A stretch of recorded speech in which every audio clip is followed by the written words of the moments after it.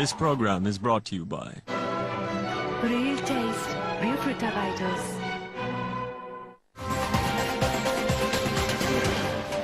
अस्सलाम वालेकुम नाज़रीन, प्रोग्राम में खुशामदीद। 19 अप्रैल को हामिद मीर पर कराची में होने वाले कातलाना हमले से लेकर अब तक जब आप ये प्रोग्राम देख रहे हैं, पाकिस्तान के निज़ाम के अंदर एक तूफान बर्पा हो चुका है।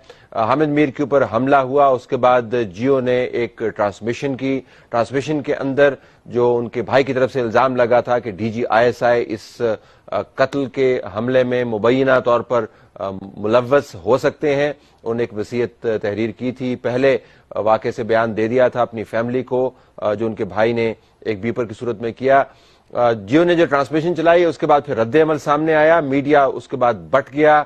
सिविल मिलिट्री ताल्लुकात इस तमाम बहरान की जद में आ गए। आर्मी की तरफ से जो सिग्नलिंग हुई सिविलियन हुकूमत को, और सिविलियन हुकूमत की तरफ से जो खामोशी जारी रही, जिस सुकूत को तोड़ने की कोशिश की गई लेकिन बात बन न पाई, अब एक बुनियादी तौर पर बड़े कौमी बहरान में तब्दील हो चुका है ये सब कुछ मामला।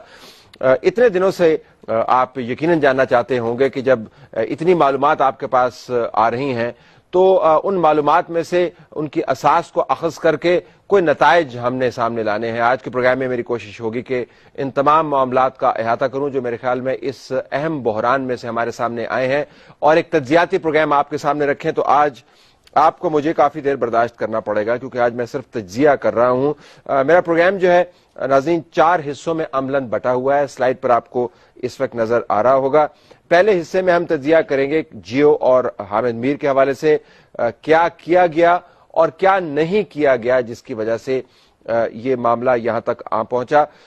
दूसरे हिस्से में नाज़रीन हम बात करेंगे ISI और आर्मी के हवाले से कि ये जो फैक्टर था इसका क्या रोल रहा, यानी ISI और आर्मी के मामले को ज़हन में रखते हुए हम ये सवाल उठाएंगे कि हुआ क्या, मसला कहां पर जन्म लिया और कहां से ये एग्रेवेट हुआ।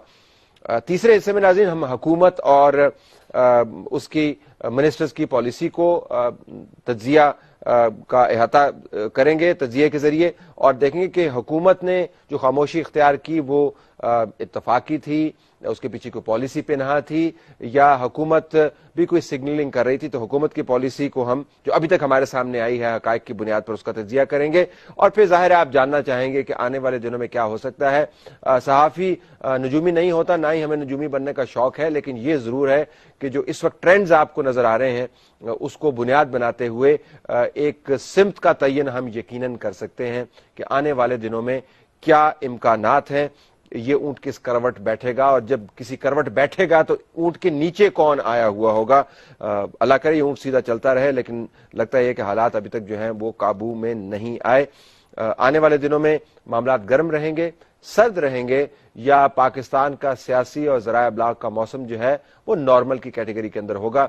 मेरे प्रोग्राम का टाइटल आप जब देखकर वापस आएंगे तो हम प्रोग्राम के पहले हिस्से से आगाज कर रहे होंगे। बाकायदा हम बता रहे होंगे कि जियो और हामिद मीर का जो हिस्सा है इस तमाम इशू के अंदर वो क्या रहा है, जियो ने किस किस्म की ट्रांसमिशन चलाई, उसका तज्जिया आपके सामने रखेंगे। Stay tuned.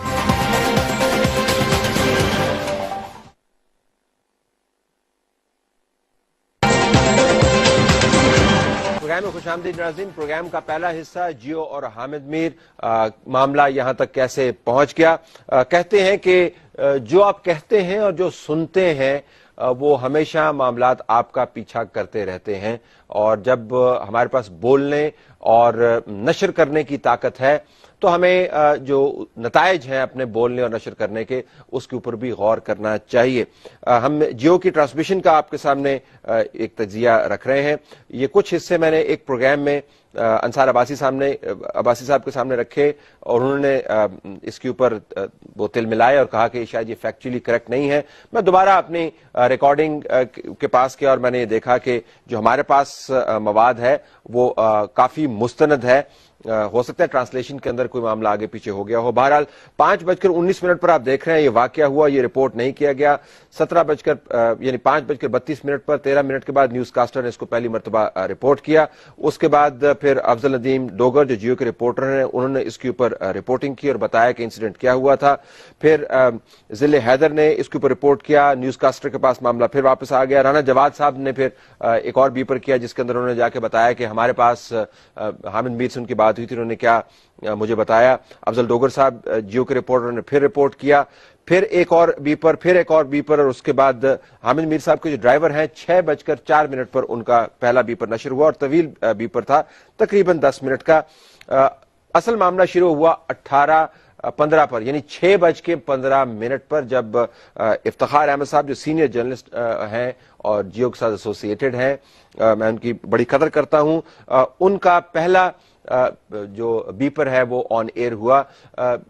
معاملہ جب رپورٹنگ کا ہو تو رپورٹنگ اور تجزیہ نگاروں کو ہم عموماً علیحدہ رکھتے ہیں. جو بڑا معاملہ ہوتا ہے پہلے ہم اس کے اوپر جتنی معلومات اکٹھی کر لیں اتنا ہم بہتر سمجھتے ہیں. جو تجزیے کا عمل ہے وہ ہم بعد میں شروع کرتے ہیں. لیکن اس کیس کے اندر 6:15 بجے اتنی بڑی خبر کے بعد افتخار احمد صاحب لائن پر آئے اور انہوں نے ریاست کو کہا کہ ریاست کو شرم آنی چاہیے اور کسی کے بھی حامد میر کے ساتھ ڈفرینسز ہیں ان نے انتہائی بزدلی کا مظاہرہ کیا ہے اور کبھی اس کے گاڑی کے نیچے بم لگا دیتے ہیں, کبھی اس کو مارنے کی کوشش کرتے ہیں. اور اس کے بعد پھر بتایا کہ حامد میر چونکہ ایسے ایشوز ہائی لائٹ کر رہے تھے جس کی وجہ سے لوگ اس سے ناراض تھے تو یہ ان کی سزا دینے کی کوشش کی گئی ہے.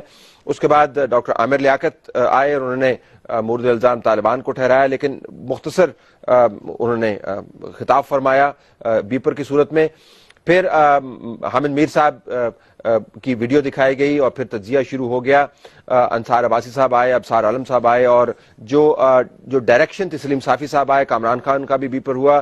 جو ڈائریکشن تھی ناظرین وہ ٹرانسمیشن کی یوں ہی لگ رہا تھا کہ اس کے اندر جو برڈن ہے وہ شاید شفٹ ہوگا ریاستی عناصر کی طرف. اور پھر عامر میر صاحب جو حامد میر کے بھائی ہیں انہوں نے 7:06 پر تقریباً 1 گھنٹہ اور 40 منٹ کے بعد جب واقعہ ہو چکا تھا ایک بیپر دیا جس کے اندر انہوں نے تمام باتیں دہرائیں, جس کے بعد ایک بڑا طوفان اکٹھا ہو گیا. اور اس کے بعد کے حالات آپ کے سامنے ہیں. تجزیہ اور خبر وہاں پر آپ کو مکس ہوتی ہوئی نظر آ رہی تھی. ٹرانسمیشن کی جو ترتیب تھی وہ اس قسم کی رکھی گئی تھی کہ معلومات کہ بالکل ساتھ ساتھ مختلف قسم کے تجزیے ہو رہے تھے, لیکن برڈن ان تجزیوں کا ایک ہی تھا کہ ریاستی عناصر اس میں ملوث نظر آتے ہیں. عامر میر نے اس کو کھل کے کہہ دیا, لیکن ٹرانسمیشن کے واقعے کے تقریباً 45 منٹ بعد یہ لائن آپ کے سامنے آنی شروع ہو گئی تھی. ہم بریک لیتے ہیں اور اس کے بعد دیکھتے ہیں کہ جیو کی ٹرانسمیشن نے اور کیا معاملات سامنے لائے. مواد اور متن جو ہے اس ٹرانسمیشن کا کیا تھا. Stay tune.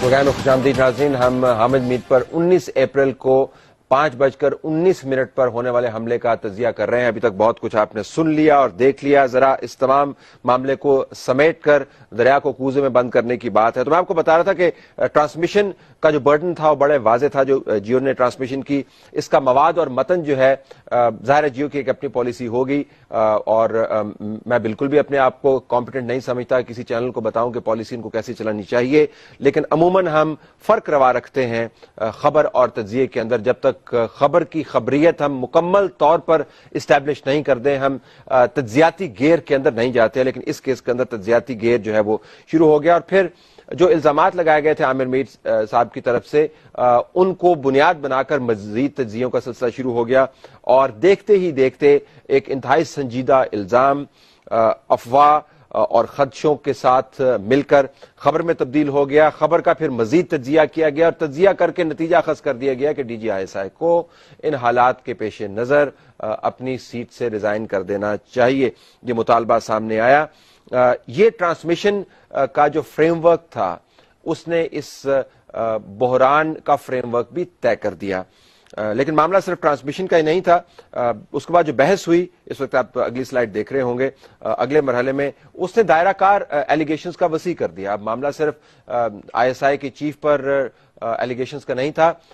آرم فورسز اور سویلینز کے تابع آرم فورسز کو ہونا چاہیے اور ماضی میں کیا ہوتا رہا, وہ تمام بحث جو اپنے تئیں بہت اہم تھی اس کو ملا کر بحث کا دائرہ کار وسیع کیا گیا, اور سول ملٹری ریلیشنز کے اوپر بہت سارے تجزیہ نگاروں نے ریفلیکٹ کرنا شروع کر دیا. ISI آرمی ریاستی ادارے ہیں لیکن ماورائے ریاست کام کرتے ہیں. وہ تمام صحافی جن کا خیال ہے کہ ان کے ساتھ ریاستی اداروں نے زیادتی کی, ان کے بیپرز بھی سامنے آئے, اور اس کے ساتھ ساتھ ناظرین تصویر DGI کی چلتی رہی. یقیناً یہ کہا جا سکتا ہے کہ تصویر چلانے میں کوئی حرج نہیں ہے اگر تصویر کا تعلق کسی مستند خبر سے ہو یا کسی ایسی سنجیدہ افواہ سے ہو جس کی خبریت کے بارے میں کسی کو شک نہ ہو یا کم از کم شک ہو.